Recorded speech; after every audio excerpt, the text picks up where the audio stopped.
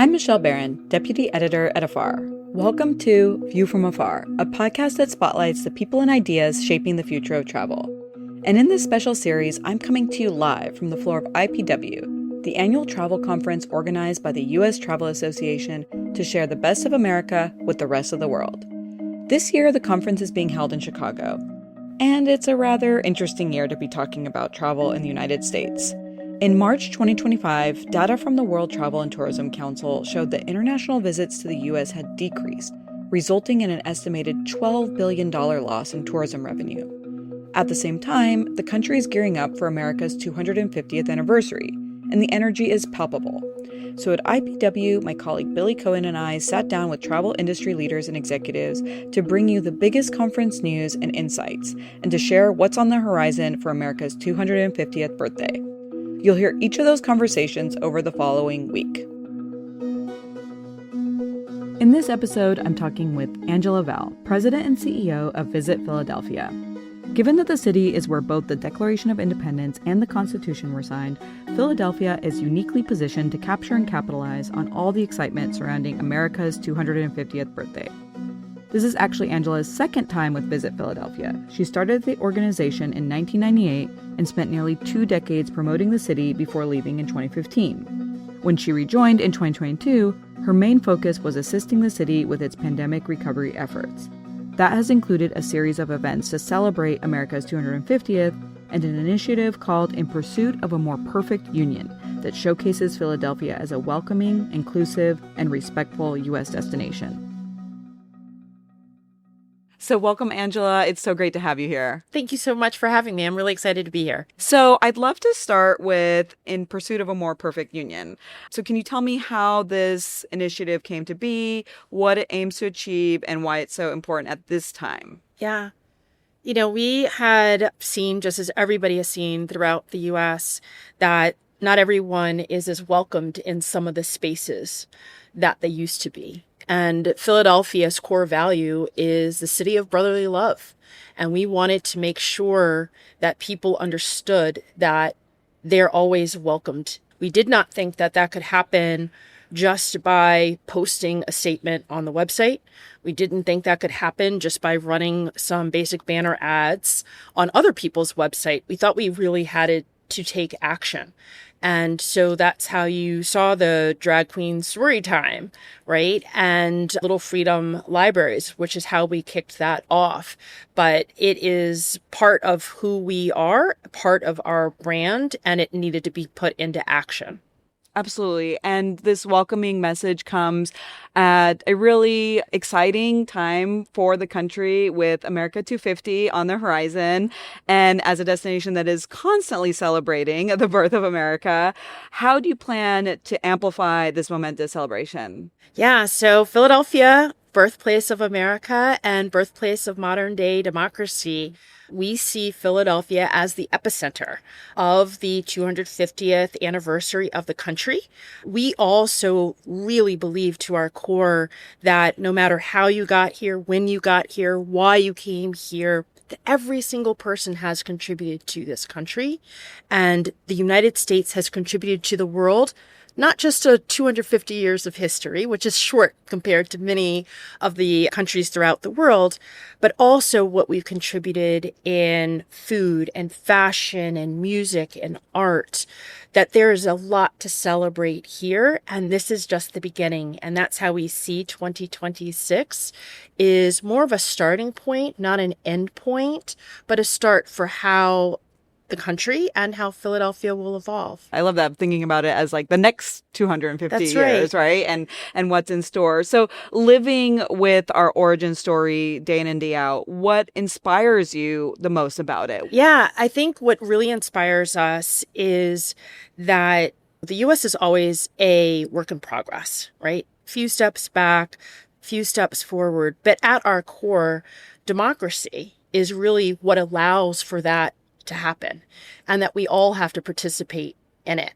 So the first thing that we did at Visit Philadelphia was partner with TED on TED Democracy, which we've entered into a 3-year contract with them. We've had so far about 5 fireside chat and panel discussions in 24 and 25. And then we'll have a big TED, the first one for TED Democracy, kicking off the 250th celebration in Philadelphia in June with 15 national and international speakers to talk about the impacts of democracy, why it is so important, I love that. and what it allows for us to do. That's so incredible. So this is going to be like a live event that people can attend. Yes. And they can also attend virtually and listen in. Yes. Oh my gosh. I really love that approach. So besides the iconic historical landmarks in Philadelphia, what are some of the main reasons people feel compelled to visit Philly today? We also have an amazing arts and culture scene. A lot of artists live in Philly. It's still a really affordable place to visit, but also live. But we also have high-end art institutions like the Barnes Foundation and the Philadelphia Museum of Art. And at the end of the day, I think a city is its people first, right? We are a very real, approachable, authentic city that has a dense population that lives in the downtown as well. So you really are part of the person and the experience that happens every day for residents. So obviously there's so many amazing reasons to visit Philadelphia, both like we said, the classic historic sites and all these really great areas that celebrate the city's diversity. But what are some of the biggest challenges facing Philadelphia when it comes to travel and tourism? Yeah, I think for us coming out of pandemic, the same with a lot of major U.S. cities, is making sure that people feel safe, right? We still are struggling getting back police officers at the same rate we did prior to COVID. So that will take time. And we are also right now facing a bit of a crisis with our public transportation system and making sure that it's funded. But that is also an impact from COVID because you just didn't have as many people taking public transportation as they used to, people not going into the office 5 days a week. So it's been a little bit challenging to get people around and to make sure that we have officers throughout the city where people can feel that presence and know that that is a good street to walk down, that type of thing. Right. There's also some other big events, which is a great opportunity for you to showcase the city to the world. So what's in the pipeline? Yes. So in addition to the TED Democracy, we also have the PGA Championship at Aronimink. There will be followed by 6 FIFA World Cup matches. There will be a supersized Welcome America concert on July 4th, along with one of the World Cup matches as well. That's going to be epic. It's going to be really big. It's going to be epic. MLB All-Star Game. We have just over 19 citywide conventions, so conventions that will sell out the city. We have 52 weeks of firsts. These are firsts that happened in Philadelphia but changed the world. Let's stop right there. Tell me what that means exactly. So Philadelphia is a city of firsts. We are one of the first cities in the U.S., Philly, New York. So we are picking 52 things that happened in Philadelphia, invented there, that changed the world. Democracy is one of them. Right. I love it. So there'll be a lot of great events. There's Art Philly. That will be a 6-week art festival that will be throughout the city with both visual arts and performing arts. And it's called What's Next. So it's very future focused. So we have a lot of things. There's a lot. You're going to be busy. Yeah, we're going to be really, really busy. But we want for people to come to Philadelphia. If you love history, we've got something for you. If you love art, we got something for you. You love sports, we got something for you too.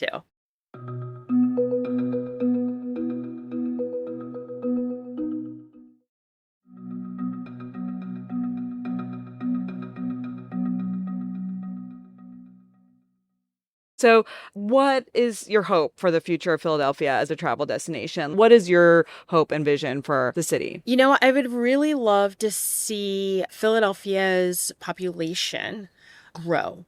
And in the early 60s, around 1962, 63, our population in the city was around 2 million people. Right now, we're around 1.6. I think that density really helps with vibrancy of the streets, both day and night. So I'd really like to see that. I think with the flexibility of people being able to work where they want to and live someplace else allows for that to happen. The other thing that I would love to see, in the same way that culinary has really been great for Philly and one of the top reasons why people travel to us, I would also love to see us putting more into our artists, right? And I'm not just talking about those art museums. Those are great.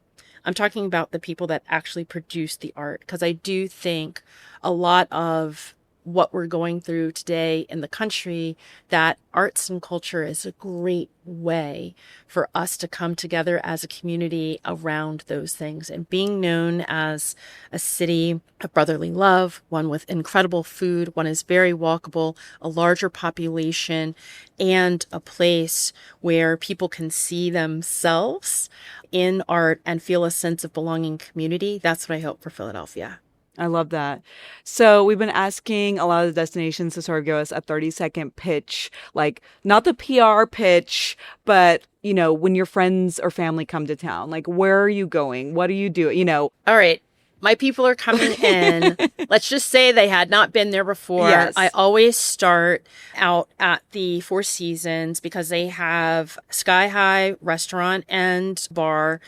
And you can see the entire city. A lot of people don't understand how big Philly really is. And I love for them to see the skyline as the sunset is going down with a cocktail in hand. Perfect. I'm going to copy all of this. I mean, it is perfect. You know, the next thing we would probably do is go first night, definitely, so we can walk it off, is go to Angelo's for a cheesesteak. You're going to stand outside. You're going to have three South yes. Philly ladies with the long nails and the big hair tell you you're in line, what your number is. And we're going to stand outside on the sidewalk and we're going to eat it. And the neighbors are going to be not happy with us, but it will be delicious. Bread is also... Is it going to be dripping? Dripping. The bread is from the bakery up the street, Sarcone's. When the bread's out, the sandwiches are over. They also have a great pizza. Once that is done, I would do late night drinks at Andre Ham. It is a cocktail bar. There is no sign. There is just a black door. You must know where to go. I like it. But the cocktails very are insider. Delicious. Yes. And very expensive. And then I would probably in the morning definitely have us do yoga on Cherry Street Pier. Okay. It is beautiful just there along the water. And then all of that good work we do, we deserve to have a really great breakfast. Yeah.